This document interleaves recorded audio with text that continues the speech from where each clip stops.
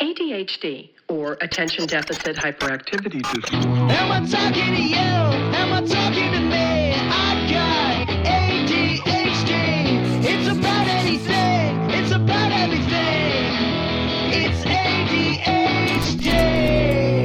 ADHD. Huge day at ADHD because I got my friend Gary Vaynerchuk in the studio. Dude, thank you so much for coming on. I really appreciate it. You better thank Mother Nature. Yeah, we were talking before the mics cut on, and literally, if it wasn't for a blizzard, we wouldn't be doing this right now. That's right. So I was to be in Chicago today, in LA tomorrow, real quick before I go to Phoenix, but a lot of snow. So my admins adjusted. They're like, we're sending you to LA first thing in the morning. I'm like, cool. And I remember that you reached out. I was like, I really wanted to support you. I appreciate that. And I was like, it slid into your DM.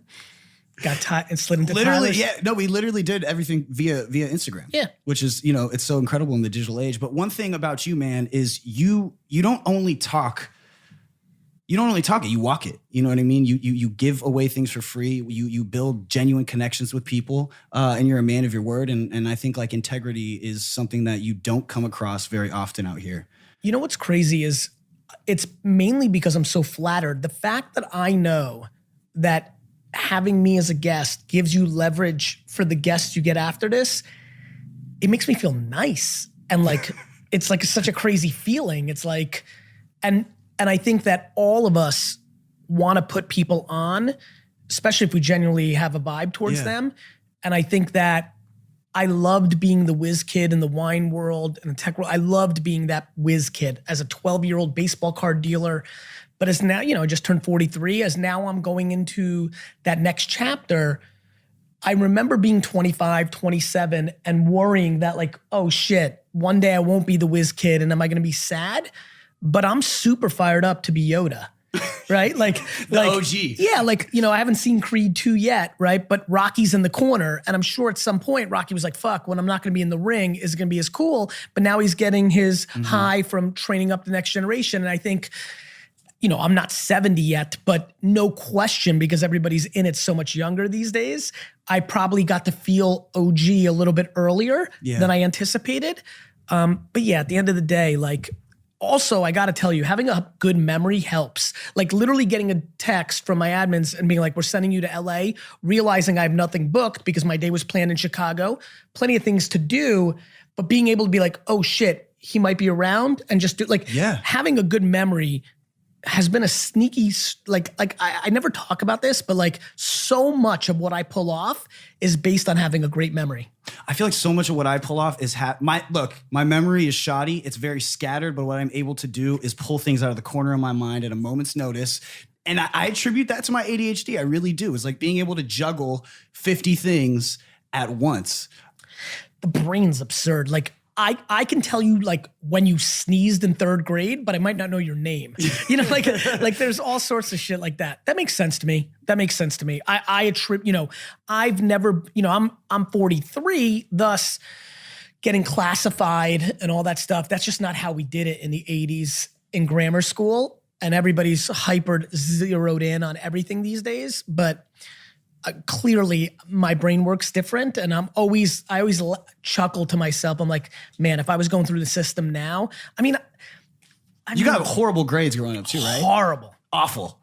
Yeah, literally my favorite Instagram post is when I put up my report card. Yeah. People shit because they hear me say it, but for some reason, I think everybody hears me say that I was a DNF student and decided because of my success that I was a B and C student. I really believe that. Yeah. Even my mom was like, you weren't that bad. I'm like, no, this is why I used to flush this report card directly. My whole game was 4 times a year. I would steal my report card from my mailbox and flush it down the toilet. I wouldn't even hide it. I was just pot committed. My mom will not see this. At some point, my sister will have to tell that report cards did come out. And at some point, I'll have to be punished for 2 to 3 weeks. Yeah, I started going to school when email was just hitting, so they were sending the email, the report card through the email. So I was screwed. Is that true? Are the youngsters you guys got your report cards emailed? My mom, yeah, no. Okay. Oh, no, not that. Okay, he's like, no, missed my boat. Yeah, but literally, if I got a truancy, if I didn't go to school, they would email my mom. They could call the house. They could do. Yeah, I didn't cut school or all that stuff, so that wouldn't have bothered me. The killer for me was when I went to, so I got bad grades, but then in high school, progress reports fucked me. Because I was okay with getting punished 4 times a year, but when that shit became 8, that fucked me up. I used to be able to like enjoy September and October and get hit hard right before my birthday in November. But when I started getting punished like in early mid-October because everything was in danger of failing, that was one of the categories. I'll never forget that. If I started a band, I would call it in danger of failing because that was my progress report. Every class, there would be like a, you know, satisfactory, progress, like doing all, there was one column, in danger of failing. And all of my classes except for gym, I was in danger of failing. You had to have something in the back of your head though, you know, seeing your grades and be like, yo, I know I'm meant for more than just school. It's kind of how I navigate now. Like when people leave negative comments or push back or disagree, like I'm in my own head. Like I've been in my own head from the get, it feels like at this point. Yeah. It wasn't that I was like so calculated. It wasn't like fuck school. It was just like, yeah, it was just like, I knew that nothing that was in front of me actually had any indication to my happiness or success in life. Wow. And honestly, it's a game of other people's opinions, whether that's the anonymous comment, whether that's your friend who thinks you're selling out after like you popped a little bit, whether that's, I mean, for me, it goes deep. Like I can't hear anybody at this point. And I think when people hear that, it can go into audacity and delusion. And I respect that. I think I walk a very tight rope. And I don't think on every day I'm always at my best. I'm sure sometimes I'm delusional or audacious, but it sure beats being crippled by everybody's opinions on an hourly basis, which is the fucking masses. Yeah. Like the sheer unhappiness that I see on a day-to-day basis because somebody else's opinion is dragging you down. And they let people dictate their entire lives. 100%. Yeah. And then there's the reverse of it, which is, who are all these people that think that they should just cast judgment on everybody's lives? I'm dying to like, do you know how unhappy the trolls of the internet really are? Like, do you understand what it looks like if you spend a lot of hours on social media shitting on people? Do you know what's actually in that person's heart and soul? Well, it's like those Yelp reviewers. You know, you go on Yelp, right? When you go check out a new restaurant or like a new place you want to go, it has a bad review. You click on the reviewer, guaranteed 10 out 10. All their reviews are awful. If someone like has the time to write a negative review, you go on their Yelp page, it's all bad. One of the great things that is true to me in life is you find what you're looking for. If you wake up tomorrow morning and you want to find negativity in the world, good news. There's unlimited. If you wake up in the morning and you want to find positivity, good news. It's unlimited. I think that we need to have a much better conversation. You know who really bothers me? People that are cynical and unhappy, but disguise it as keeping it real. Those are my favorite fuckers. I've been really focused on the Joneses lately. I'm now on a new kick. I've decided over Thanksgiving, there's a new person I'm going after, which is this, I'm keeping it real. They're really just pessimistic, cynical, and angry people, but they call out shit to keep it real. You don't keep it real. You keep it real negative, dick. That's what you're keeping it real. You're keeping it real negative. So fuck you. It's the pretentious criticism, the holier than thou attitudes. It's not even that. It's that you see happiness in someone and you're so desperate to misery loves company. It's the misery loves company, motherfucker. I hate that person. Mm-hmm. Like if you're fucking miserable, go in a cave and be miserable. Stop dragging people that are aspiring out there. 100%. I mean, look, I feel like one of my problems is sometimes I try to see the best in things, right? I try to look on the positive side too much. No. Being optimistic is great. You'll be disappointed. I get disappointed daily. Of course. But it's a lot better than seeing the world being pissed off shit all the time. Yeah. You know, one thing that I look to you for in a big part of my journey, in my career, in my life is self-awareness. And one thing I wanted to say to you is self-awareness is scary as fuck. If you're good at judging yourself. I think self-awareness, if you're capable of accepting yourself for who you are, is actually the brightest light of it all. I love being self-aware. I suck at a lot of things. I just don't think about them. Like I can't read for shit. I interrupt people when I interview them 24/7. Everybody's super pissed on the internet about that. Not good. because I already know what the person's saying. I can't help it. I'm sorry. There's plenty of things that I'm not good at. I love self-awareness. It's kept me so happy. Like, I'm not upset at myself that I'm selfish in certain areas. That's human. I think that we just don't love each other, ourselves enough. I think I don't know whose perfection I'm trying to live up to. Like silly things, like people getting on me for biting my nails. Gives a fuck. Like people are just critiquing themselves all day long. You like reading the comments? Love. You do it on every video, every post? All day. How do you deal with the negativity? Someone talking about biting your nails? Empathetic.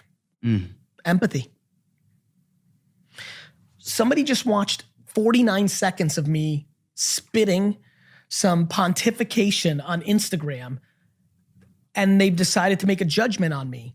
And I respect that. I put myself out there. They don't know everything about me. So when they drag me down, be like, this guy's a fucking idiot, or he's full of shit, or what the fuck, or I'm like, that makes sense. They saw me in the Explore feature. They're like, who's this dick face? They watch it, they don't like it, and they decide I'm shit, and they're not in a good place, so they have to drag down. I deploy empathy first.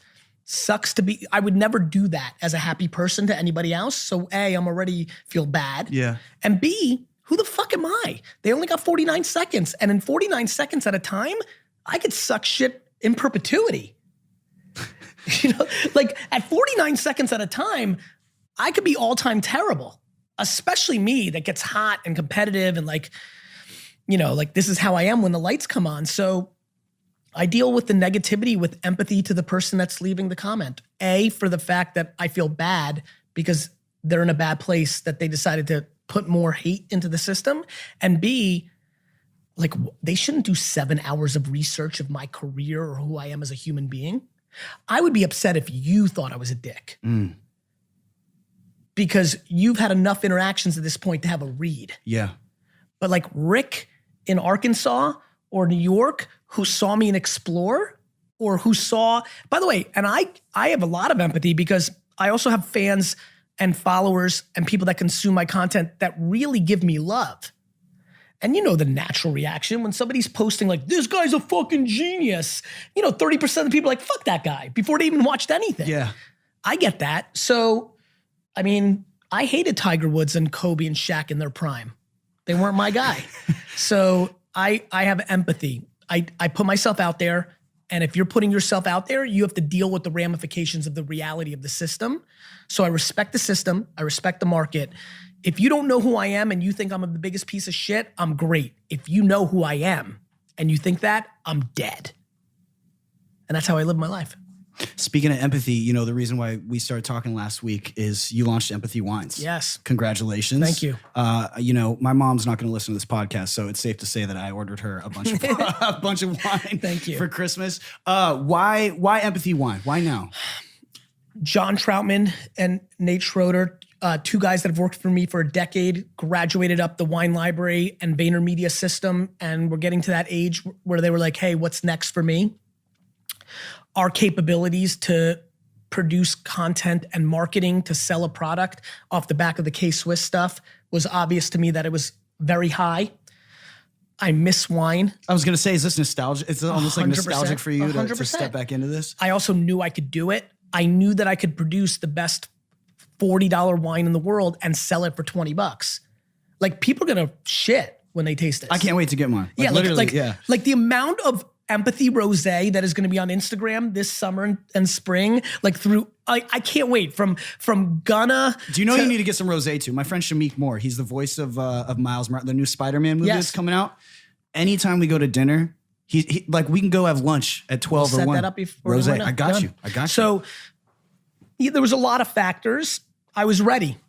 I'm a timing guy. I was ready to start a project that was direct to consumer on the back of Internet Marketing 2019 in a category that I was deeply knowledgeable in. Timing. And it's a subscription service. You can buy 3, 6, or 12 bottles of each of the red, the white, and the rosé. And it's a subscription service, most people don't want to think about wine. People hate going to Bevmo and Total Wine and Costco and Wine Library. Like you have to go. And so once I convince everybody that I'm producing the best $20 bottle of wine, I think it's going to be a beast. Speaking about your shoes, you brought that up on the back of Empathy. You guys just released a new colorway. Yes, I'm wearing them. Amazing. How does it feel to have your own shoe? The best. Like to me, it's so crazy. This is why everybody listening, like life is crazy. Imagine this. I'm 33 years old and I'm working in a liquor store that is my family business in New Jersey, and I'm there every day of my life. 10 years later, I'm in a place in culture where a sneaker with my signature on it not only is produced, but is doing extremely well. Yeah. So yeah, man, I just want kids to be patient. Like 23-year-olds trying to figure out their life. And I didn't even start the life that everybody knows me for until I was in my mid-30s. How old are you? I'm 29. There was nobody on earth that knew who the fuck I was when I was 29 years old.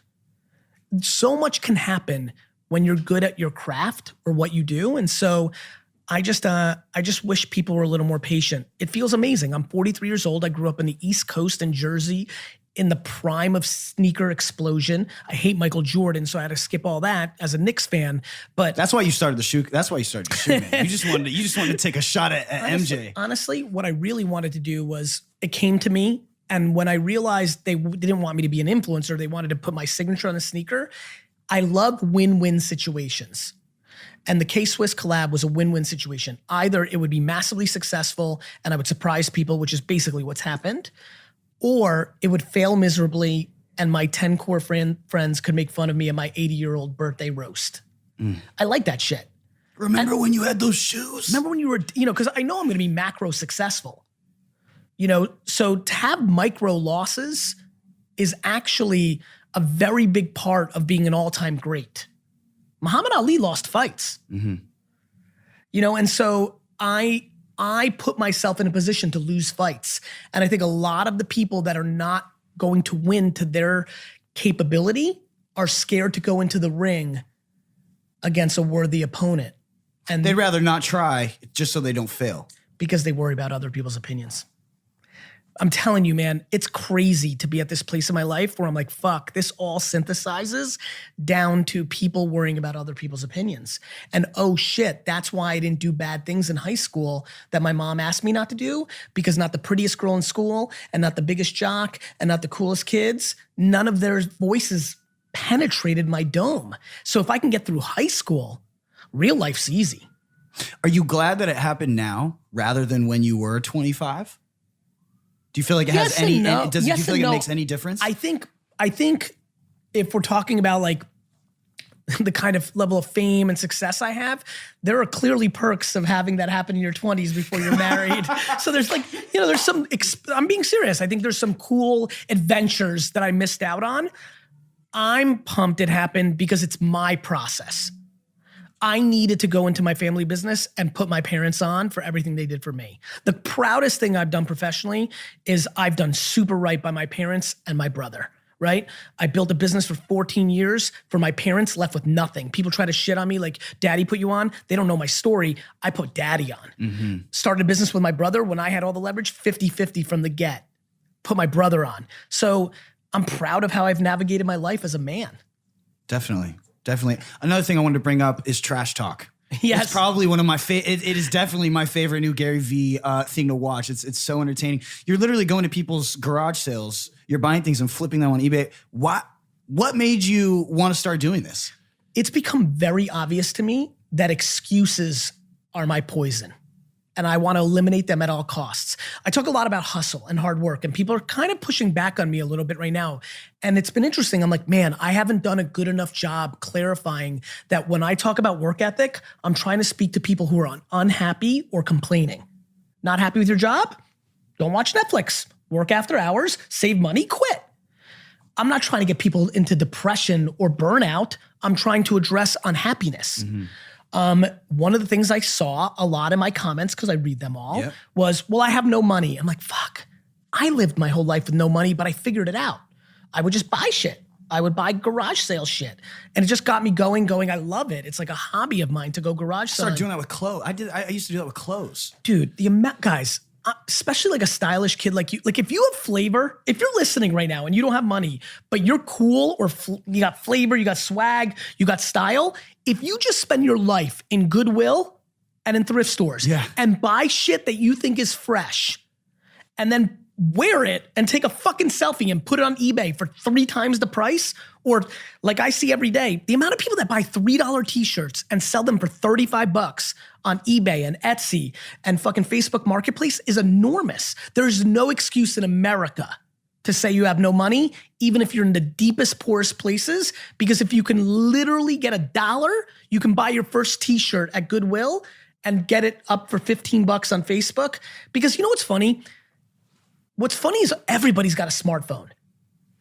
Like you go into the poorest places in America and everybody's got a smartphone, which means you have the internet. I mean, listen, the homeless, you've got people all over on homeless smartphones. I get emails every day. I'm homeless. I watch you on YouTube.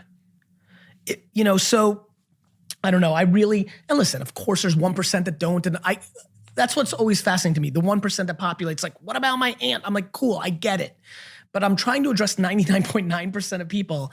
And the garage sale thing's been huge. By the way, huge. I have tens of thousands of tweets, emails, DMs, messages from people over the last 100 days who are completely inspired by the show and are making significant money. And significant comes in all forms. Do you know what it's like to make an extra $200 a month when you're not doing well financially? Huge. Like it fucking matters. It's also fun for 50% of people. Like that's the. Well, I watch the videos and I'm watching you like go and you're picking up these stuffed animals. And you're like, do you know what this is gonna sell for? $40, $50, and $7. I get pumped. Like buying something for $25, selling it for $11 on eBay, with the fees, with all the bullshit that everybody makes fun of me in the comments for. What about the gas? All that. Like I'm still like I made $6. I bought it for $25. I sold it for $11. Net $6. Or I could be jerking off on my couch right now watching fucking Netflix. Like, if you complain and you're unhappy, I will spend my career suffocating the living shit out of you. To prove that is basically, and by the way, out of gratitude and guilt, I've come to realize this. I'm so grateful for my DNA, my parenting, my circumstance of growing up with nothing, and I feel a level of guilt. I was so gifted a mother that put me in a position to succeed. I know that everybody has that. So I'm almost trying to play my parents' role for everybody that watches my content. If you don't have that person in your life, let me be that shield. Let me populate you up. You're either a person that goes into comments to drag people down, or you're a person that puts out content to put people up. I'm so proud to be the latter. What do you think is the biggest score that you found at a garage sale? AJ once found, with garage selling with me, like $4,000 worth of Super Nintendo games for $10. Wow. I actually had a crazy one the other day. I mean, in episode 2 of Trash Talk, I buy like 500 Olympic pins for $20, and they've sold now on eBay for like 1,000. Wow. A big one's the coffee cups too. I'm obsessed with mug life. No, that's what I wanted to bring up next. Honestly, I don't have any tattoos, but I'm like, fuck it. I might just put a mug life fucking tattoo on my fucking stomach like Tupac. Like you know why? Mugs are everywhere. See, one of the things they last forever too. Forget about that. The key to garage sailing is what is actually there. When I started teaching AJ in the 90s, video games everywhere. We cleaned house. Everybody sold their old video games. You didn't want it anymore. You didn't want fucking Nintendo. You had Super Nintendo. You didn't want fucking Super Nintendo games. You had GameCube. Like everybody sold. Then everybody figured it out. I haven't seen a fucking good stash of video games at a garage sale in like 2 years. Mm-hmm. I started seeing like it just caught my attention. Like somehow on eBay, I got into some search queries and I was like, why is that coffee mug $20? Got into it. Every garage sale has coffee mugs. And they're always a fucking $25. And the amount of coffee mugs that go for 10 to 30 is all day. Mug life. Mug life. Mug life. How do you How do you balance all of this, man? The shoes, the wine, you know, the content constantly. I mean, your podcast, your YouTube channel, your Instagram, all of your socials. Lack of obsession of perfection. I got it. Yeah, I mean, because so many times, you know, I don't post something, or I delete the video, or I say I'll wait till I get the next better photo. Look, I'm going through it right now. It's very clear to me that Instagram's going through its decline of organic reach. Everybody's feeling it, and like even I'm like fuck, but like I'm pushing through, and like lack of perfection. I just think doing 97 things at an 8 is better than doing one thing at a 10. Mainly because the math works out. One thing out of 10 is 10. 98 at 8 is 800. You know, like you know. Mm-hmm. How do you decide what to hop on as well? Because I notice you're first on everything, man. I read comments. So then, what happens with the app? You remember that app that came out? I feel like last year. Not Strava. It was another one. Oh, Vero. Vero. There we go. I feel I saw everything for 2 weeks and then nothing. That's where I'm really good. I'm really good at being patient. Everybody wants to jump on like Peach is the next thing. Vero's the next thing. Like everybody's like the next thing. I'm not obsessed with the next thing. I'm obsessed with the right thing and doing it the best in the right thing. Yeah, man, I pay attention. Look, I'm a creature of the culture, of the attention of everything. I'm watching. I just watch. This is the funniest thing about me. I talk so much. I interrupt so much, but I listen, man. How am I fucking first on everything? Because I listen. I listen with my eyes, right? I remember this very clearly. 3 years ago, I'm just going through the airports. I'm like, why are young women wearing jeans with tears in them again like they did in the 90s, right? Yeah. I'm watching. Like, it didn't take me too long to figure out like kids were wearing Champion hoodies or Fila's back or like, I'm watching. VaynerMedia just acquired Playbook. This is something exciting because I scoured the internet and I wasn't able to find that much of you talking about this. Mm-hmm. So I thought it'd be great to bring it up right now. It's very good work by you. What's going on? I've got something brewing. When are you airing this? We can hold. I can hold it for another week if you want. A week. Yeah. Look, I'm definitely up to something in the talent space. I think that I understand the playbook that brought me here, and I think that celebrity and influencers and personalities, that the long tail, that the 15 minutes of fame is converting into everybody's famous to 15 people. And I think that I can help a lot of human beings have a much happier and financially successful life. And so I'm starting to spend some time figuring out that model. Mm-hmm. We had a division inside of VaynerMedia called Vayner Talent, where for $30,000 a month, we would give you a team of 8 people and we would build you the Gary Vee content machine. It worked extremely well for a lot of people. As you can imagine, if somebody's paying $360,000 a year, they're either betting the house on themselves or they're in a financial place where they can afford it. For a lot of people who want to have speaking careers, be on TV, or make money as an influencer, it just worked for the majority of people. And so there's a 3.0 version of that in my head, and we'll be coming out with some more executions in that space. What does Gary Vaynerchuk look, when you're looking for talent? What draws you in? People that are obsessed with the process, not the shit that the fucking game buys you.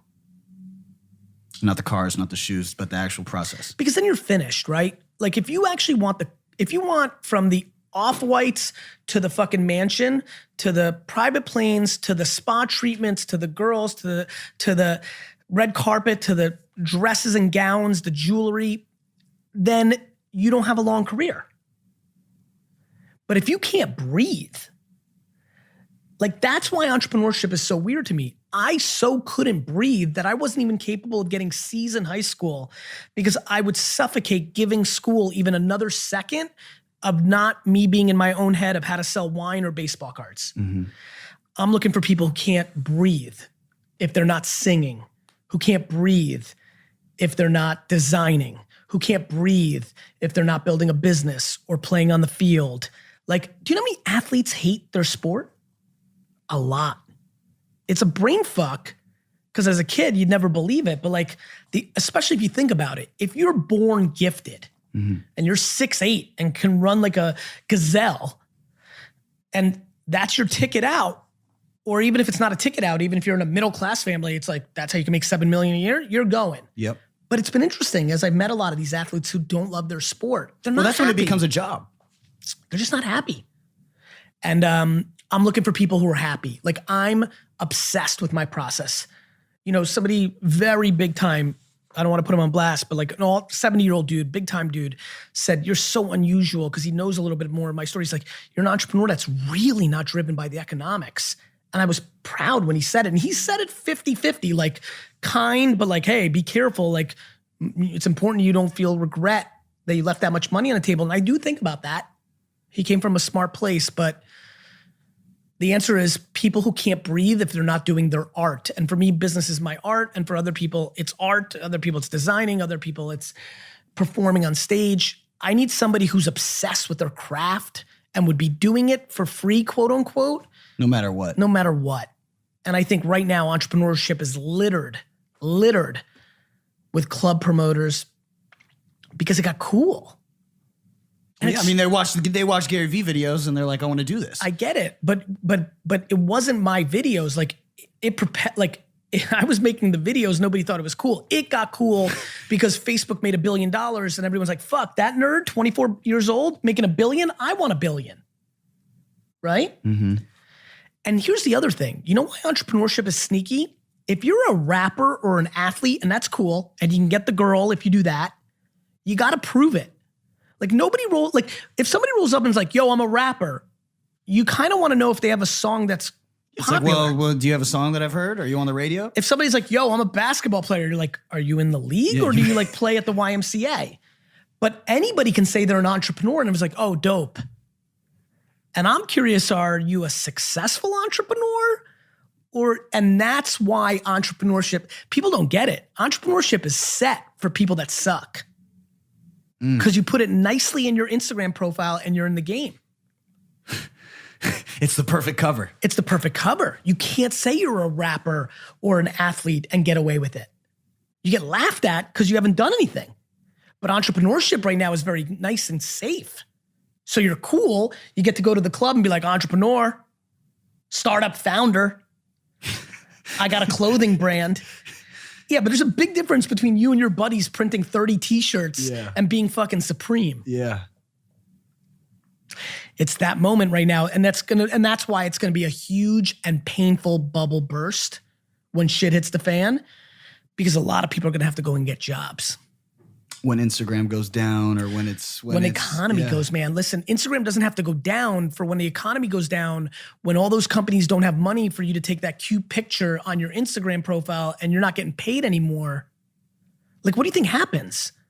And this is why I try to I'm not saying this to be negative. I'm saying be smart. If you're lucky enough now to be a travel vlogger personality, like the Bali resort is not going to pay you $5,000 to come and take a picture on their beach when they're not selling packages. And so, yeah, I want to make sure people are thoughtful because right now it's a little too frothy. Well, it sounds like you're talking about going all in on yourself. Practicality. Practicality needs to become sexy. How much is too much? And, especially going into the holidays now, how do you navigate that? Because I know like around this time, I want to send emails. I want to do shit. I want to do shit. And everyone's, you get the out of office replies. How do you navigate the holidays? I navigate, I'll be honest with you. I love the holidays. My favorite thing in the world is when everybody else is shut down, because then I can shut down too. Right. And I know a lot of people, when I set up that sentence, might think I was about to say, I'm going to fucking You're work. going to tear it. No, yeah. I'm pumped. I'll be very honest with you. I want to spend as much time with my family and rest as much as possible. I love this time of year. Thanksgiving, whole week, ghost. These 2 weeks during Christmas, ghost. Like, give me more time like that. I wish there was some weird holiday in America, first week of May, nobody worked. Like, I loved that 4th of July fell on a Wednesday this year. I know that off the top of my head because that's crazy. And I know it because everybody fucking shut down because it was 2 days each way. I took advantage of that. Like, I'm big on squeezing as hard as you can when you're on the field. I love sports. I think a lot about it. I'd be such a son of a bitch on the field, but as soon as game over, I'd be like, yo, give daps. And like, but like when I'm on the field, I'm hard. And so like, I want people to sleep 8 hours a day. Talk to me about the 16 hours you're awake. People are like, yo, I don't sleep. I'm like, no, that's not cool. That's not what I'm saying. I'm saying when you're awake for 17 hours, like if you sleep 4 hours a day, but you watch 3 hours a day of fucking YouTube, you're a fucking idiot. Mm-hmm. Like sleep 7 hours and make your fucking work. Like it's quality and quantity, but it all comes down to answer your question directly, it comes down to who you are. At 24 years old, who I was and what made me happy was worked every day. I loved the holidays because I was in retail and that's when I worked the hardest, right? So like I didn't have Saturdays off like everybody else. I didn't have holidays off like anybody else. So I didn't grow up in a culture where I even understood what the weekend and holidays were because that's when I was the busiest. I'm a boy of retail. So, you know, like the answer to your question, whatever the fucking makes you happy at that point. And if you're at 26 right now and you need to prove to the world and most importantly yourself that you're gonna fucking do it, like fucking work every minute of the holidays. If you're 31 and you worked 7 years of your life to get to a place and you just had your first child, go fucking spend 3 weeks and see every relative so they can rub little Johnny's head. Like, I don't give a fuck. I don't have a point of view. My point of view is know yourself, figure yourself out, and don't do it for anybody else.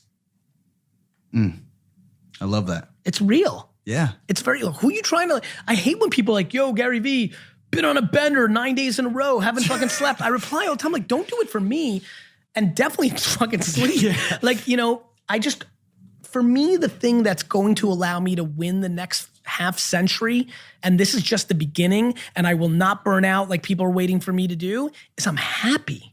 People are confused.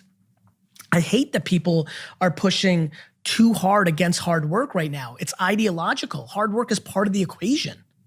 I hate when people work hard for 10, 15 years, make a lot of money, and then start telling everybody else to just sleep and meditate. Yeah, get out, yeah. I'm like, cool, but don't be fucking ideological. Like, tell your truth. Like, you worked. I was there. I watched you. So, like, now you made it and you're a big shot. Like, be careful. Like, don't be a hypocrite. Do you feel like each one of your successes almost fuels that ethic to keep going? No. No? Because the success is the game itself. Back to the process. Yep. You know, like, I don't need the W's. I like the L's. I like the W's. I think of it, you know what's weird? I don't know why this is the analogy. I think of it like pickup basketball. Like in college, I loved pickup basketball so much. I was in a hoodie college, so all these kids were 10 times better than me, so my game got much better, and it was real fucking trash talk, which I love. I just loved it. Like going out and getting beat 11-0 was amazing because I was so pissed and wanted to win the next. Yeah, that taste. And winning 11-0 was the best because you like, and that is kind of how I think about what I do. K-Swiss, the wine thing, VaynerMedia, this talent thing you're bringing up. I've got all sorts of things coming up, and there's gonna be wins and losses. There's just gonna be wins and losses. I mean, I've got a little one. Like, I remember there was a sampling division that we had at Vayner Sampling. It was supposed to be the biggest thing ever. Failed quick, 2 minutes in. Music sampling? No, product sampling. Okay. Like a new Twix flavor comes out, get 50,000 people to try it. Just didn't work. I love that. I'm glad I took that L. And I wish people loved their game, their process.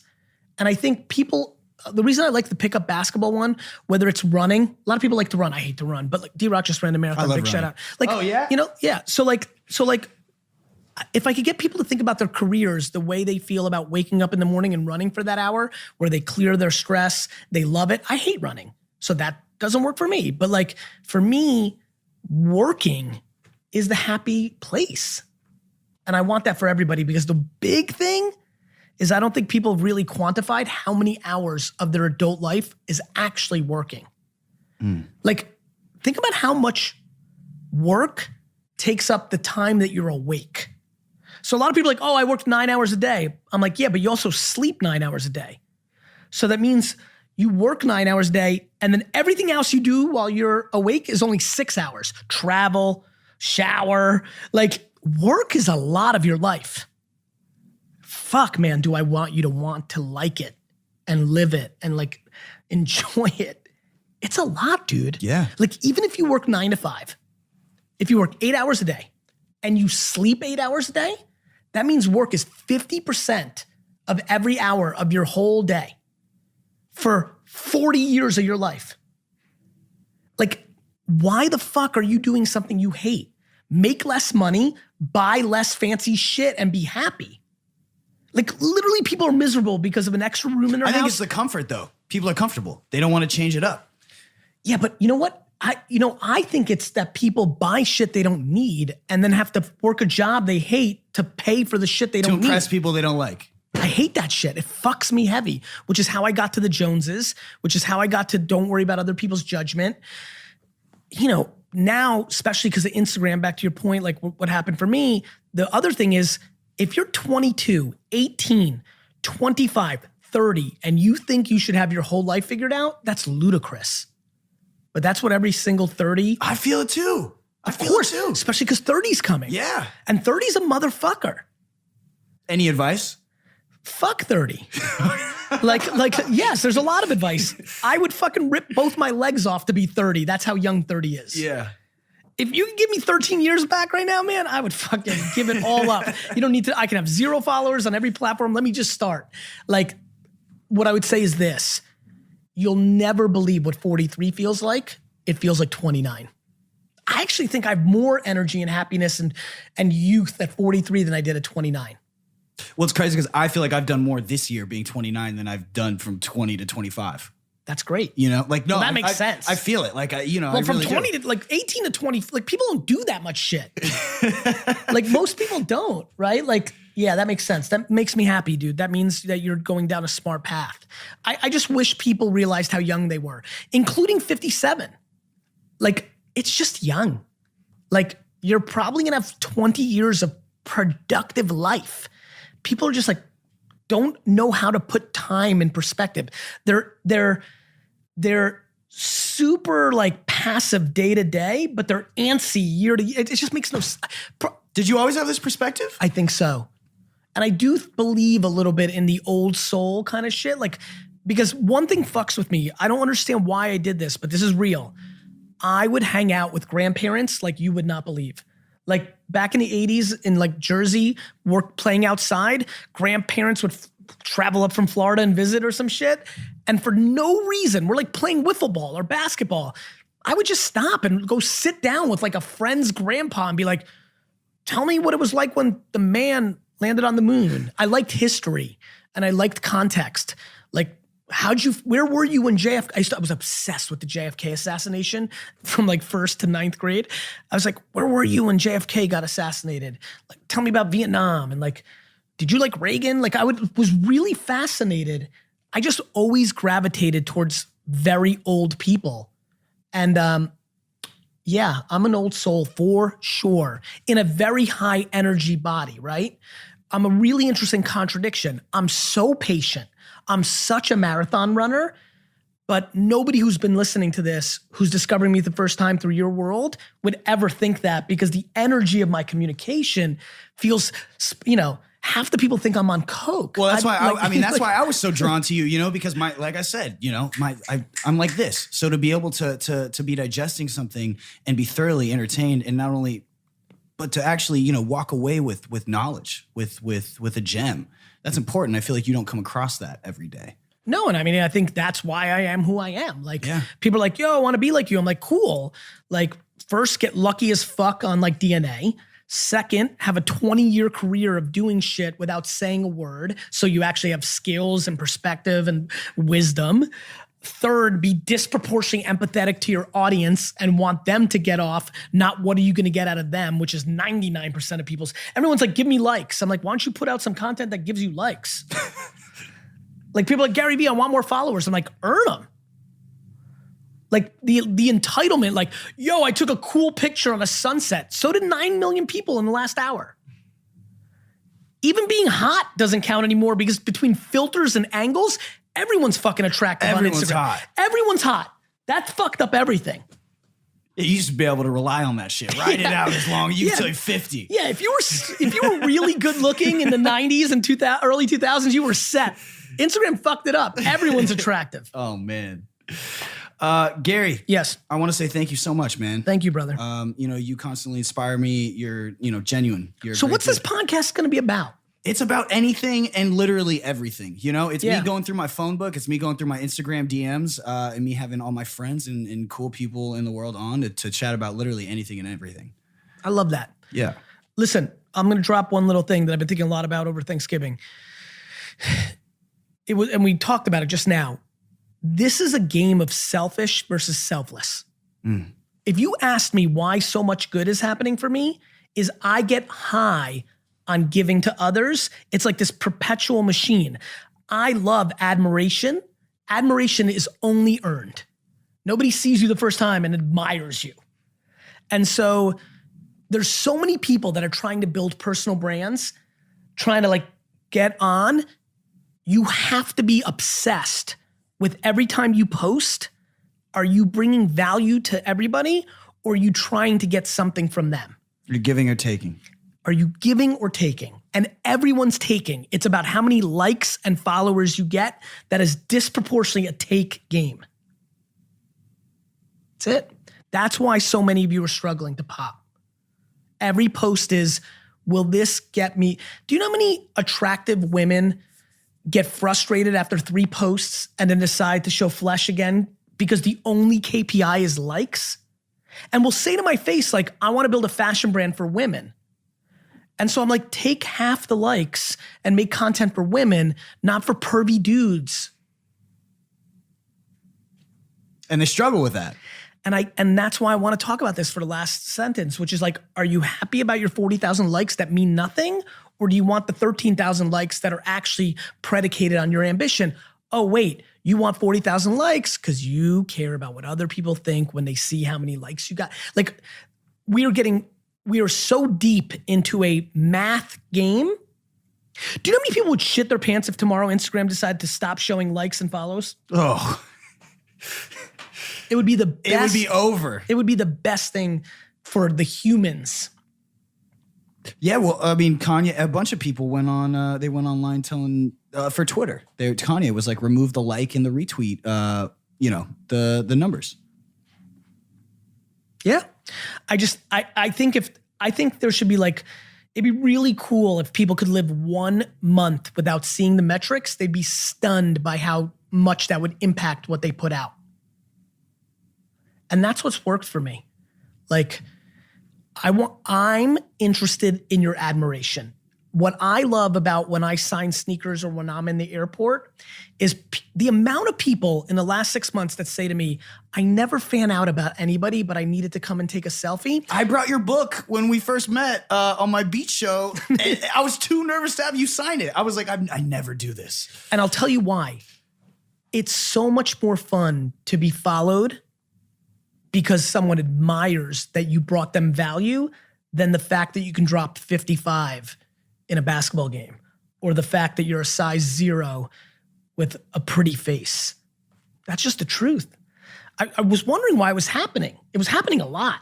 Really famous people are freaking out, or you could just tell when somebody was in the scene all the time.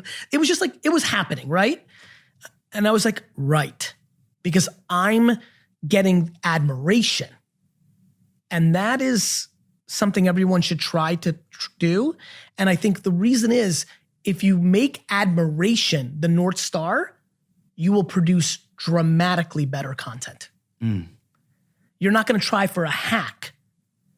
The reason I was never in an engagement group is I don't need the bullshit metrics. I need admiration. That doesn't come with fake fucking followers. Yeah. Fake followers can't stop you in the fucking hallway to say that you changed their life. Fake followers aren't going to ask you for a picture. They're just not going to say that you changed their life. The reason I do garage sale videos is because people will stop me at the airport and say that $900 they made during this holiday season that allowed them to buy a gift for their daughter because they fucking sold shit that was in their closet mattered to their lives. Not because I wore a cutoff t-shirt in a very attractive way. Seriously, why do you think celebrities are losing? What value are they bringing? You can't be an A-list Hollywood celebrity anymore and be cool. Angela Jolie is not fucking winning. Brad Pitt's era is over. because they bring nothing to the table. At least an A-list Instagram celebrity once in a blue moon may like your comment. There's at least a prayer of an engagement. Those fuckers need to learn too. By the way, quickest hack, I'm gonna leave you with this. If you're fucking trying to build a big audience and you are not replying to the couple of people that give a fuck about you right now, you're a fucking idiot. That's how I built myself. Twitter 2007 to 11. I replied to everybody. You're telling me you want 1 million people to fuck with you, but you don't have the 7 minutes to say thank you to the 13 comments you got? You're fucking selfish, dick. It's a selfless versus selfish game. 99% of people are selfish, which is why 99% of people will never build an audience. Simple. We're going to end it right there. Gary Vaynerchuk. Thank you, brother. I love you, buddy. Thank you so much.